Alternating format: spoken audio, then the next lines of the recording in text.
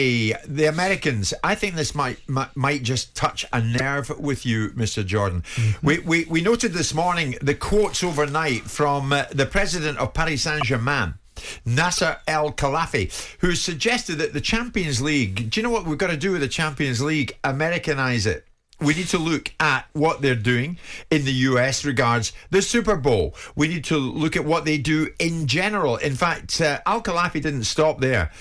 On the Champions League, I think he's got a point. Do you? He says the final should be bigger. I can't understand how the Super Bowl can feel bigger than the Champions League final, but it does. The Super Bowl and the US generally have this mindset, creativity and entertainment. So he says, that's what I've suggested, to have an opening ceremony to the Champions League, to have one match on the opening night where the winners take on a big team. Maybe it's not a good idea, but at least it's a challenge to the status quo. Each match needs to be an event and entertainment. He's right. The Super Bowl leaves the Champions League final standing. He's absolutely right. He couldn't have been more right if he tried. The tragedy is that Super Bowl figures have dropped. Viewing figures around the world have dropped. So I'm not quite sure where we pick that particular nugget from, because you've now got the Champions League that's getting 500 million viewers around the world, and you got the Super Bowl that got 104 million. So where do you pick that particular analogy from, that it needs to be bigger? I'm just hearing that the Super Bowl figures last time around went up 16%.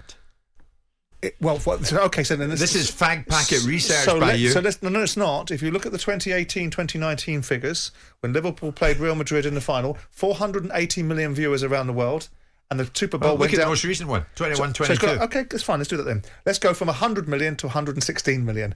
Gee, Luke, that made so much difference. They got 116 million against the 500 million that the Champions League is attracting. What is this man talking about? Get on with your manufactured club.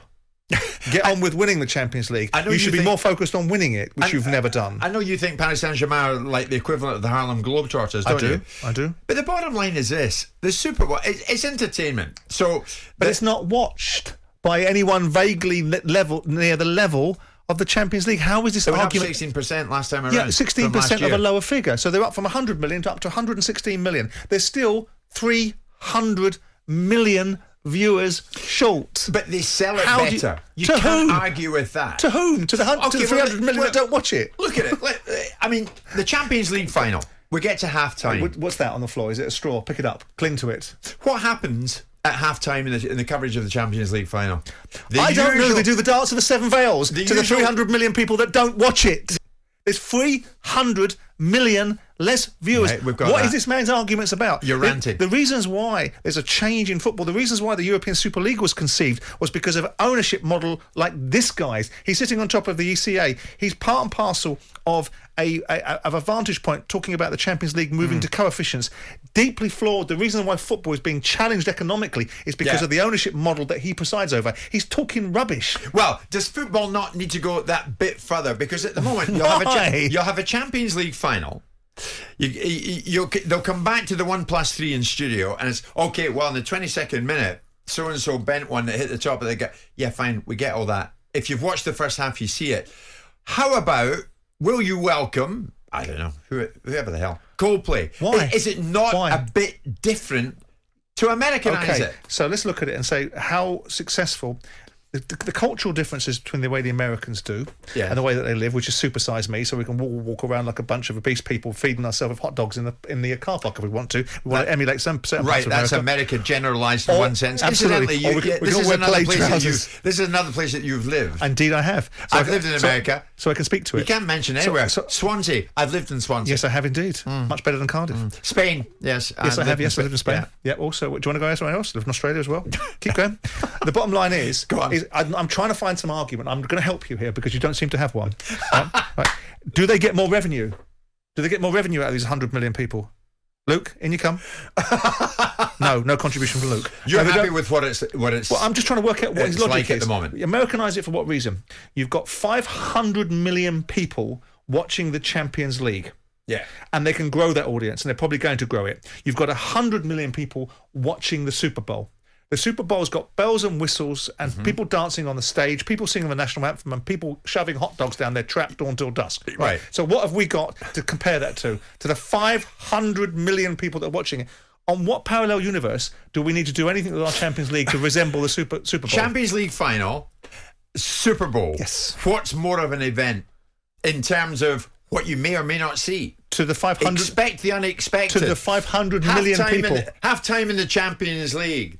So do you think he should have finished this? Look, he was clean through. I mean, do me a favour. We see that every single time we watch a live game. And what do you think about the Super Bowl and its boring, repetitive stopping every 5 seconds, breaking for adverts because they've got the ability to do so? They still show Whitney Houston singing the national anthem. But the people are voting with their eyes, aren't they? 100 million people are watching the Super Bowl, and 500 million people are watching the Champions League. So what the argument should be is, if the argument is going to be put forward as anything that vaguely resembles something coherent, it should be, well, actually, we should be getting 1 billion people watching the Champions League. And we're not getting 1 billion people because we need more razzmatazz. What are those old cobblers? Well, why does Khalafi say that the Super Bowl as an event feels bigger than the Champions League? Because he's an idiot. No, he's not an idiot. He's the president of Paris Saint-Germain. Well, if there wasn't any oil, he'd be the president of nothing. Is it more of a showpiece event? I would say yes, it is. The Super Bowl is more of a showpiece event. Says who? What do you want to see happen then? Do you Says think him. Do you think we should doctor change in any way the coverage of the Champions League final? Now you're going down a different route, which is far more educated, which is, can you improve something? Can you evolve something? Can something be made better? Yeah. Anyone who says that they can't is silly. All right. Of course you can evolve it. And what do you do? You keep on improving. And the winner of the lucky programme... You keep on improving. You get better broadcasting. You get some proper presenters on there that can know what they're talking about. You get a whole raft of stuff.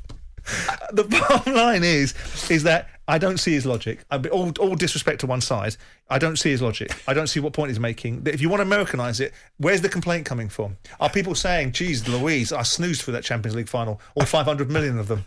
Right?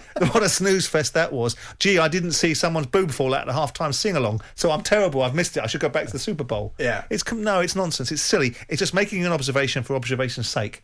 Do you think? Well, I think there's something in it. What's in it? Because you don't know. You're just being contrary with me. What do you think's in it? To evolve it. You're always one that's going on about it to we what? must evolve. To evolve must it. change with the times. Don't throw my words back at me. You tell me You say what can improve it, what can evolve it. You take ownership of your own words. No. You tell me, because you're disagreeing with me. I am disagreeing Luke, with tell you. him. I'm in tell him, Luke. I'm in the camp. You don't know, do you? Excuse me, I'm trying to splutter it out. I'm in the camp of the PSG president Nasser Al Khelaifi, who happens to be a personal friend. You're swanning off to get those dirhams and whatever else in the Middle East. So you would be, wouldn't you? Entertain us at half-time, for goodness sake.